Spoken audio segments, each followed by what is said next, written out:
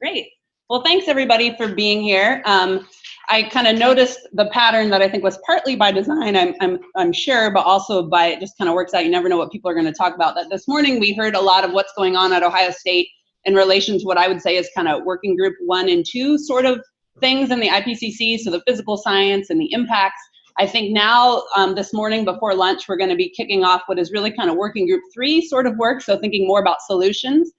With potentially a focus more on mitigation, but also by kicking off with the human behavior talk, I'm going to talk about the role of human behavior in adaptation as well. And I would argue, and I think Lonnie set me up okay by this because he ended his grand challenge with behavior as critical to solving these problems, that we heard a bit about solutions this morning with Just Talk about technology and engineering, and those are certainly things we need to be looking at, especially in the short term. But longer term, it's really these behavioral and policy solutions that I think we have to learn how to do more effectively. And I think a lot of what you'll hear today will speak to that in a lot of different ways. And I always speak too much, so I gotta get going. Okay, so I wanted to start with just a little bit of broad background. I don't know how much everyone in this room thinks about the role of human behavior or knows about the research going on in this space, but why does human behavior matter? Well, the first paper you see on the left was published 10 years ago in PNAS. In fact, there was a big 10-year celebration a month ago at Vanderbilt, and a symposium was held thinking about this idea of the behavioral wedge and kind of asking the question, how much progress have we made in the last 10 years addressing the behavioral components of the mitigation efforts in terms of energy reduction and increasing kind of efficiency and behavior change at the household level, and then what do we need to do moving forward? And one of the kind of takeaways from this paper when it was published that if we take what we know in behavioral science about non-regulatory interventions, so this can be incentive-based programs, other ways of incentivizing through maybe social motivation, by other sorts of information campaigns, and all that we know about motivating human behavior, we can actually reduce household emissions by 20% without a reduction in well-being. And that's a pretty big deal, and that's a big chunk of what we're trying to achieve often when we think about carbon neutrality or decreasing carbon footprints. There are also then a lot of people, looking at this kind of piece of what kind of gains can we get by addressing human behavior, but then once we understand how those behavioral processes work out, can we bring that into modeling efforts so that we better understand what the future is going to look like as well. So this is a paper that just recently came out last year, and one of the kind of takeaways here was that social processes are really important components of the Earth system if we think about the Earth system as a truly integrated coupled human and natural system.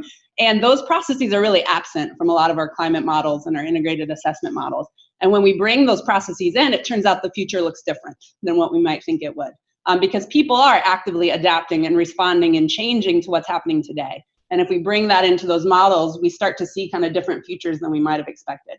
So these are kind of two, I hope, compelling sources of evidence that behavior matters, and we have a lot of people at OSU working in this space. Would be happy to also work with the physical scientists and the engineers and others doing this work to bring these perspectives in. And so here's just a quick little snapshot of folks. I know some of them are here today, some aren't. People who are working in this space around human behavior and climate change.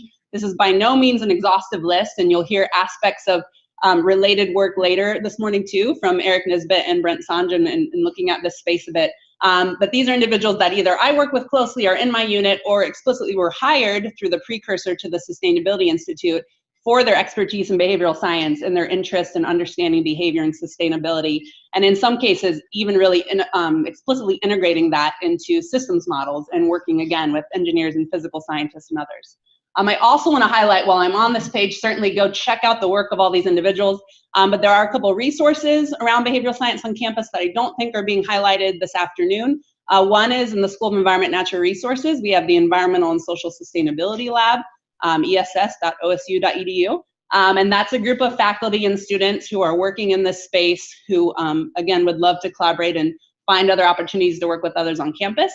And then Atar, who I just realized her last name is spelled wrong, that's horrible. Atar Herziger, sitting over here, is actually the behavioral postdoc for the Sustainability Institute. And she has started a sustainable behavior working group on campus, which is comprehensive to the whole university. We have some other individuals here I know involved in that. And she's helping to try to facilitate some of those interactions on campus, and actually has been, I would say, the glue and a lot of efforts on campus to use campus as a living lab where we study the impact of interventions on human behavior across students, faculty, and staff in an effort to inform university policies about how we reduce our impact on the environment. So that's a quick snapshot. Again, I apologize, especially those remotely listening, for leaving out a lot of other great work. But I do want to give a couple kind of snapshots or examples of this sort of work as well. This is Nicole Sintoff, who was hired through the Sustainability Institute. She's in the School of Environment and Natural Resources. Her work is largely focused on energy, human behavior, and energy use. She's done a lot of interdisciplinary work with engineers in this space. And this is just a paper that just came out here recently. And in fact, her postdoc is on this paper too, sitting over here, in Nature Energy. But what she was doing was she was looking at consumer perceptions of the sort of savings they get from participating in time of use rate savings programs. So these are programs you sign up for that you would pay more for the energy used at peak times, pay less for the energy you use during kind of off-peak hours. And what she found was that as people participated in that program and made decisions about moving forward to participate, that their decisions were based on perceived savings that were inaccurate. So they thought they were saving a lot of money, they thought they were saving a lot of energy, but they actually weren't. And that's problematic for a lot of reasons, but maybe the most important one being that moving forward, they're not going to make different choices about how to adjust their behavior or adjust the ways they use electricity throughout the day if they already think they're winning, right? If they already think that they're getting those savings. Another example, this is Jeremy Brooks, who's in the School of Environment and Natural Resources. This is a study that was actually based on a community here in Columbus.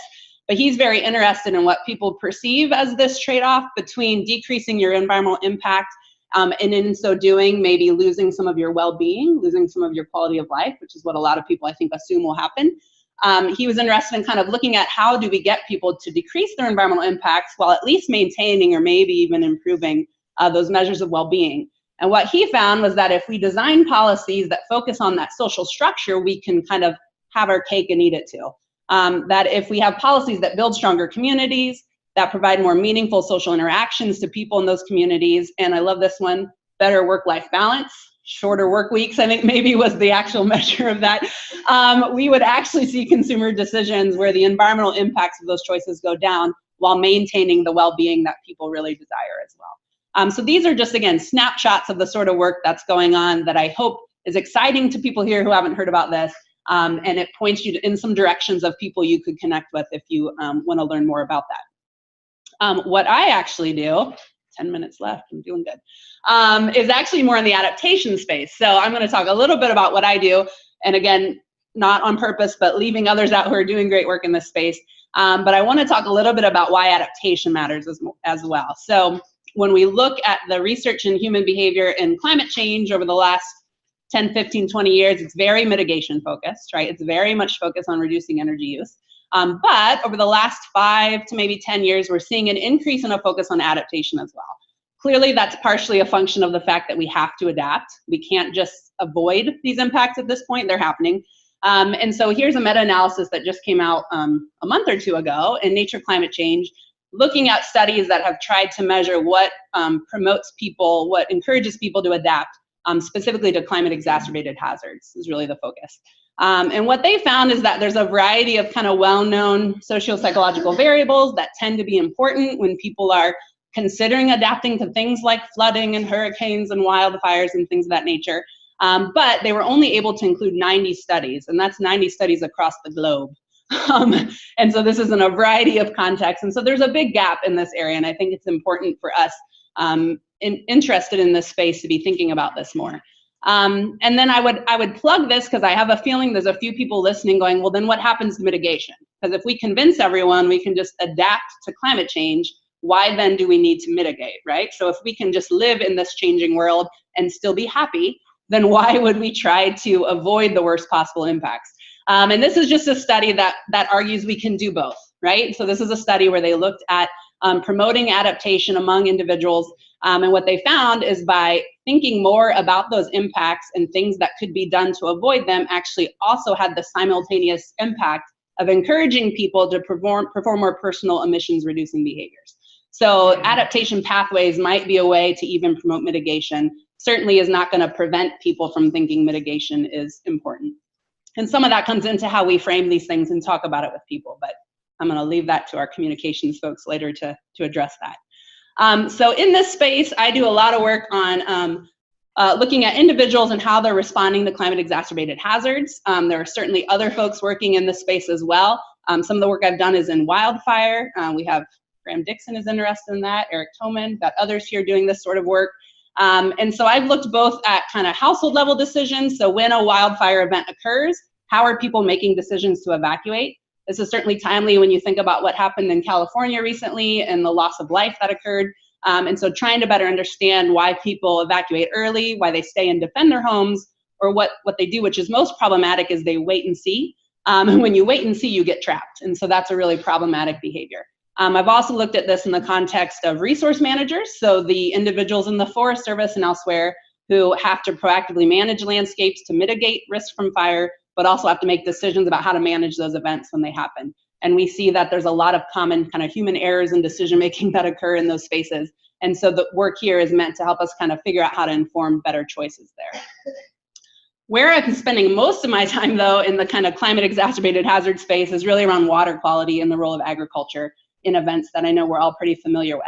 And I would argue that we know a lot about why these events are happening, right? So we know that harmful algal blooms in Lake Erie are a function of climate change and agricultural decisions. We also know, due to work by Margaret and others that you've heard about, that there are different solutions we could put in place on the landscape that we think would offset some of those negative impacts of climate change on the lake. What we know less about is the human behavioral piece. So what we're not as good at yet is saying, okay, we have a set of practices that might help us mitigate those impacts. How do we get people to do them? So in this case, how do we get farmers to engage in more conservation practices? So I do work both looking at kind of what motivates farmers to engage in these practices, and then also how can we integrate that understanding of those motivational factors into our models, in this case, hydrologic models or watershed models, to understand how those changes in behavior will influence what we expect to happen downstream. So that way we're incorporating both the climate impacts or the climate drivers as well as the behavioral drivers of those downstream loading conditions. And so how we typically do this, if you're not familiar with social science, is we do surveys, we do experiments, we measure a variety of factors, characteristics of the individual, in this case, characteristics of their farming operation, beliefs that they might have about the problem, about the solutions that are available. And in a variety of studies, what we found is that the probability of a farmer adopting a lot of these recommended practices goes up by orders of magnitude as they become more confident in their ability to implement the practices and as they believe more in the effectiveness of those solutions. So we've then taken some of that knowledge about kind of predicted probability of behavior, used it in these hydrologic models to say, okay, well, if we could just about double people's perceived efficacy, their confidence and their belief in the practices, what we see are corresponding increases in behavior across the landscape that then can get us to some of these targets that we've set for the lake. That can get us to this particular decrease of 150 metric tons of total phosphorus in Lake Erie. And so that's how we're taking that knowledge, not just what motivates people, what constrains people, but can we integrate that mathematically into the sorts of models that we do to try to understand environmental impacts. So I will wrap up with just the kind of plug that I think if we're going to be thinking about climate change, we have to be thinking about human behavior, both in terms of how we can adapt successfully to the impacts we're already experiencing, how we can promote mitigation to avoid some of these most catastrophic impacts. And there's really a wealth of research in this area that's available, and of people here at Ohio State that are very talented and very interested in working with others on these issues. So I will end with that.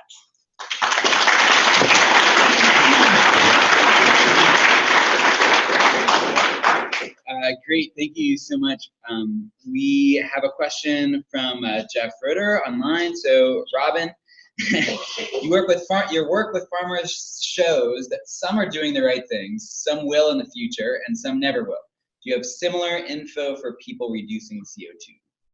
Ooh, I'm gonna have to punt that to a climate mitigation person. Anyone over here have any suggestions about that? I would imagine it's very similar because that's very much human nature, right? That we have, and again, he's referring to the farmer adaptation work, but where we have people that are very motivated to do something and already doing it, often because of special individual traits that they have, right? So people who really care about the environment. In the case of farming, people are very risk tolerant, who are willing to try new things. We then usually have a category of people who we would call the kind of middle adopters or the next wave, which are people who often care and would like to do it, but something's stopping them from acting on their good intentions. And then we usually have a group of people, and often in ag, it's a third, and a third. So it's nice clean numbers. I don't know if it plays out that way in the energy sector. But then you have a handful of people who just aren't interested and may never really get on board, or at least not until it becomes the norm. And so often what we're focused on in behavioral research and even in communications research specifically is that middle group. So it's that group who's not already doing the right things, maybe is open to doing those things, and they're the ones who are going to be most receptive to the sorts of interventions that we're talking about. Great. Thanks very much. Yep. Let's give a round of applause here to Robyn.